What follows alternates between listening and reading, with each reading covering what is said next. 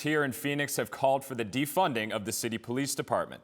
Part of the reason, protesters say officers cannot be trusted to handle individuals who are having a mental health crisis. Reporter Dylan McKim got to speak with Phoenix police to see how they deal with these behavioral health calls. Phoenix Police has had a police mental health collaboration program in place since the turn of the century. Its main goal is to give police officers the tools to effectively help someone with a mental health issue and hopefully prevent them from ever entering the criminal justice system. But some here in Arizona think there needs to be a change. 30 years ago, there weren't a lot of options. When Terrence Lynn was a cop 3 decades ago, resources for dealing with a mental health crisis were limited. Times have changed. It has evolved. In many states, that mental health training has evolved into a full-on curriculum.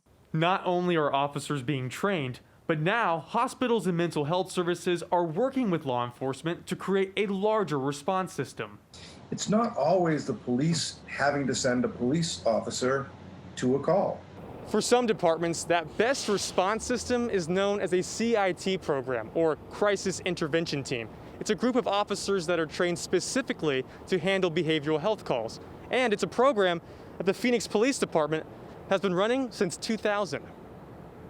It's a partnership designed to build a better community for people who are living with mental illness and cognitive challenges. Detective Sabrina Taylor is the training coordinator for Phoenix's CIT program.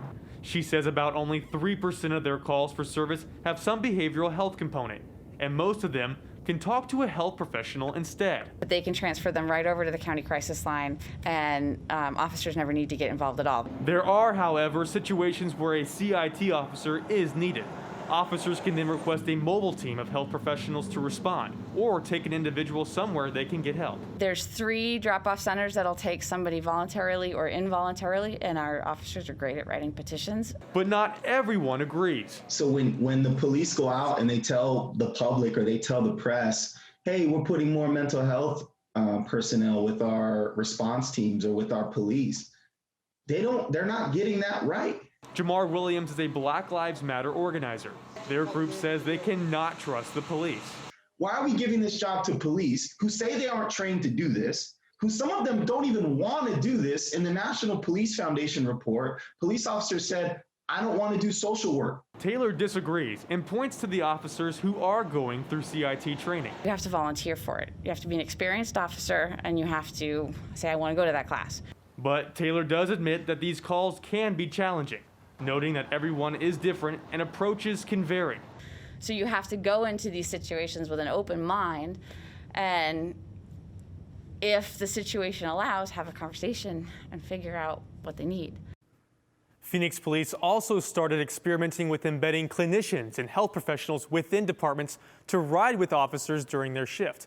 That pilot program started in November of last year, but was interrupted because of the virus. The police department is just now evaluating the program to see if it is effective enough to stay in place. In the studio, Dylan McKim, Cronkite News.